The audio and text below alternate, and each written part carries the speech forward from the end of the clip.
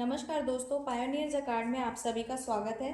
आज हम इस वीडियो में जानेंगे कि स्लेव कार्ड में किसी तरह का इलेक्ट्रॉनिक फॉल्ट आने के कारण हम स्लेव कार्ड को किस तरह से जकार्ड ट्रे से निकाल सकते हैं। और हाँ, हमारे लिए आपकी सुरक्षा सबसे पहले है, इसलिए इस वीडियो में बताई गई बातों का खासकर सुरक्षा से संबंधित निर्देशों का पालन जरूर करें। कार्ड के अनइंस्टॉलेशन और रिमूवल में आपको 3 टूल्स की ज़रूरत पड़ेगी। पहला, प्लस माइनस स्क्रू ड्राइवर। दूसरा, 10 number T wrench, 10 number T wrench. तीसरा, 10 नंबर रिंच। ठीक है, इन तीनों टूल्स की आपको ज़रूरत पड़ेगी। सबसे पहले आप क्या करेंगे, मेन स्विच ऑफ कर लेंगे। ठीक है, उसके बाद हम 10 नंबर टी रिंच लेंगे फ्रंट कवर को ओपन करने के लिए। 10 नंबर टी रिंच की मदद से फ्रंट कवर ओपन कर लेंगे। इस तरीके से स्क्रू को लूज कर लेंगे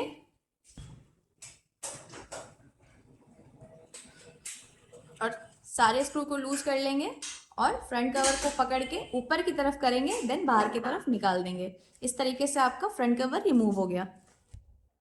ये आपका स्लेव कार्ड देख सकते हैं आप, ये आपका स्लेव कार्ड। ठीक है, सबसे पहले क्या करेंगे, आप इसमें डाटा केबल रिमूव कर लेंगे। ये है आपका डाटा केबल। ये पिन लॉक होता है, ये डाटा केबल, तो इसमें एक छोटा सा लॉक होता है, इसको दबा करके बाहर की तरफ निकालेंगे। ठीक है, तो ये आपका डाटा केबल हट गया। अब आते हैं सेंसर कनेक्शन पे। ये आपका सेंसर कनेक्शन ग्रीन कलर में जो है, इसको पकड़ के घींच देंगे, बाहर आ जाएगा वो।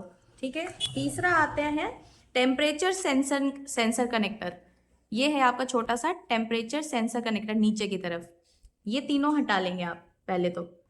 उसके बाद आते हैं हम आपके केबल कनेक्शंस पे। केबल कनेक्शंस को निकालते वक्त हमें इस बात का ध्यान रखना है, ये आपका इधर से स्टार्ट होता है।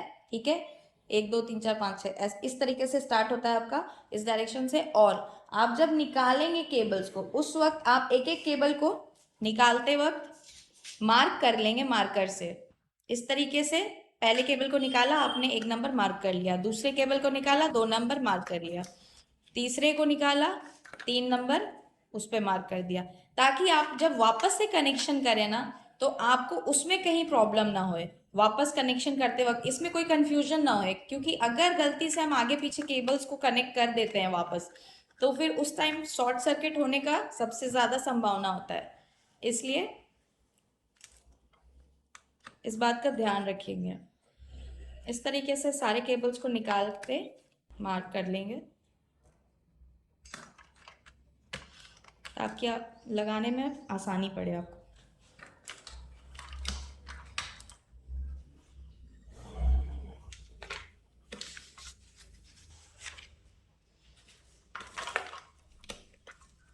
इस तरीके से आपने सारे केबल्स को निकालते वक्त मार्क कर लिया।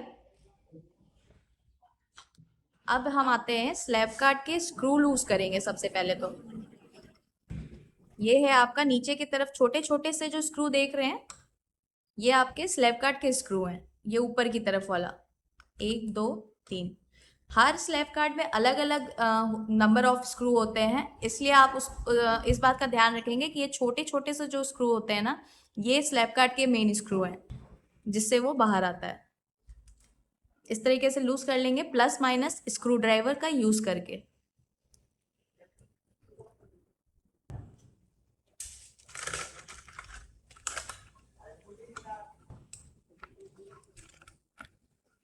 केबल्स को साइड करके एक हाथ से, दूसरे हाथ से आप लूज करेंगे और सारे स्क्रू को ध्यान से एक जगह रख लेंगे, क्योंकि ये स्क्रू ओपन करने के बाद हम इधर उधर रख देते हैं और फिर ये स्क्रू गुम जाते हैं।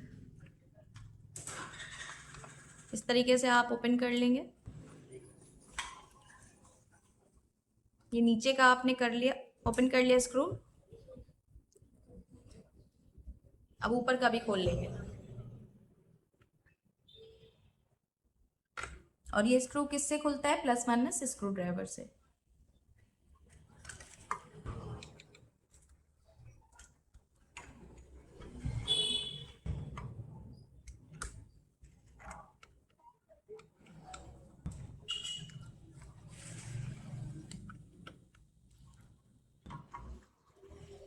ये आपका सारा स्क्रू ओपन हो गया और ये आपका देखिए स्लैब कार्ड बाहर आ गया। अब आपने देख सकते हैं आपने अभी स्लेव गार्ड के स्क्रू को लूज करके निकाल दिया। अब आपका अभी भी स्लेव गार्ड में देख सकते हैं साइड में डीसी वायरिंग कनेक्शन हो रखी है। तो अब हमें डीसी वायरिंग कनेक्शन को निकालना है, तो उसके लिए हम क्या टूल्स का यूज करेंगे, 10 नंबर रेंज का और 10 नंबर टी रेंज का। 10 नंबर रेंज का यूज कैसे करेंगे, ये जो नट बोल्ट देख रहे हैं आप, इसको बैक साइड से पीछे की तरफ से 10 नंबर रेंज से ऐसे पकड़ लेना है और आगे से 10 नंबर टी रेंज से ओपन कर देना है, खोल देना है। इस तरीके से एक साइड से लॉक करके दूसरे साइड से टी रेंज की मदद से खोल देना है।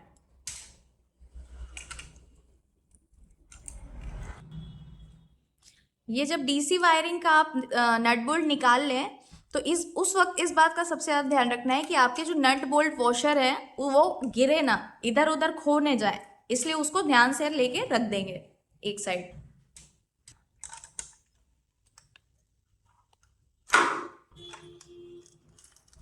इस तरीके से एक साइड की डीसी वायरिंग आपकी निकल गई। इसी तरीके से दूसरी तरफ भी डीसी वायरिंग आपकी कनेक्शन हो रखी है। 10 नंबर रिंग्स की तरफ मदद से पीछे की तरफ से ऐसे ही सेम तरीके से खोल लेंगे, आगे की तरफ से टी रिंग से लूज कर देंगे नट बोल्ट को।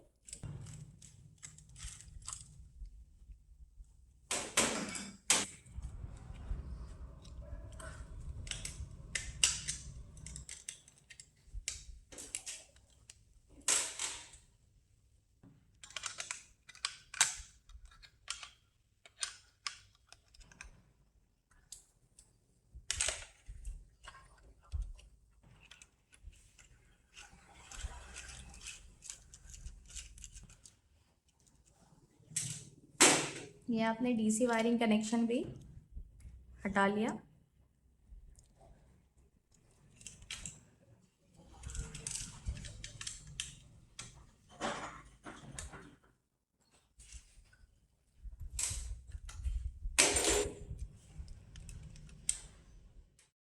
डीसी वायरिंग जब आप स्लेव गार्ड से निकाल लेंगे तब आपको एक सेफ्टी का विशेष रूप से ध्यान रखना है कि आपका रेड वायर जो देख रहे हैं, डीसी वायर है ये आपका, डीसी वायरिंग है ये आपका, इन दोनों साइड से आपका रेड वायर जो है ना उसको एक छोटा सा टेप लगा लेंगे।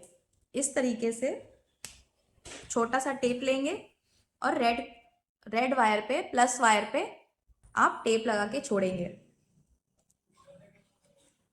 क्योंकि किसी भी रीजन से अगर मशीन का स्विच ऑन रह गया या कर दिया किसी ने, तो इस केस में आपका शॉर्ट सर्किट होने की संभावना सबसे ज्यादा है। ठीक है, तो इसलिए दोनों साइड रेड वायर पे टेपिंग कर देंगे। ठीक है, ये आपने स्लैब कार्ड को निकाल लिया, अनइंस्टॉल कर लिया जकार्ड ट्रे से। ठीक है, इस तरीके से हम इस वीडियो में हमने देखा कि किस तरीके से स्लैब कार्ड को निकालते हैं या अनइंस्टॉल करते हैं।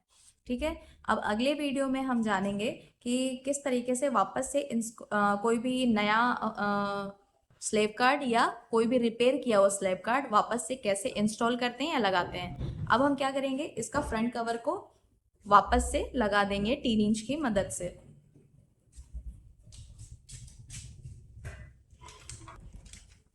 सभी कनेक्शन को ठीक से अंदर की तरफ कर देंगे।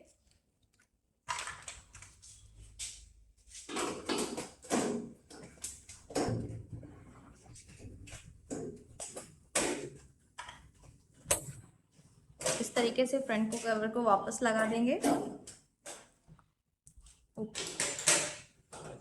टी रिंच की मदद से वापस से स्क्रू को टाइट कर देंगे।